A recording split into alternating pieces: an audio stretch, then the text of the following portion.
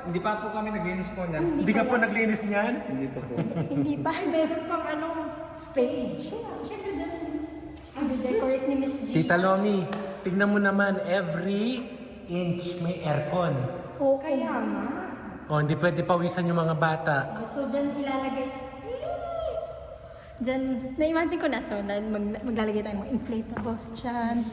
Yung mga food carts. Dito ang ating guests. Sided. Dito ang stage ni Amara.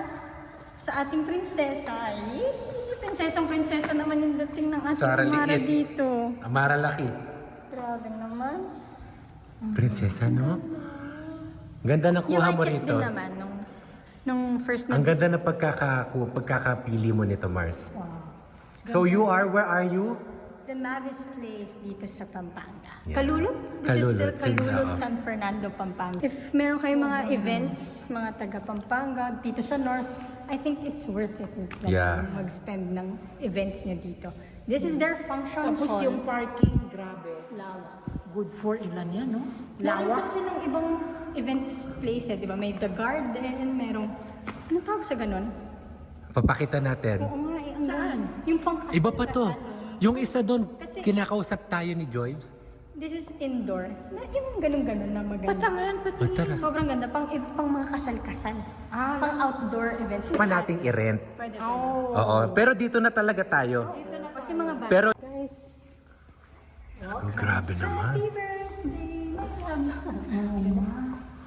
Ganda ng pagkakagawa mo. Tapos syempre lang. Sabi naman ito. Tama talaga yung sabi ni Ate Ma. Oo. Galing. Ah. Dito na lang nga, paano mo ulit si Ate May, no? Nalaman ko lang to because of my sister. Ate May. Uy, Diyos mo naman, Mars. Ang ganda naman dyan. Parang susut. Yung transformation ng outfit ko. Mare, remind Before and natin, after pa. Mare, we have to remind ourselves na birthday ng anak natin, ha?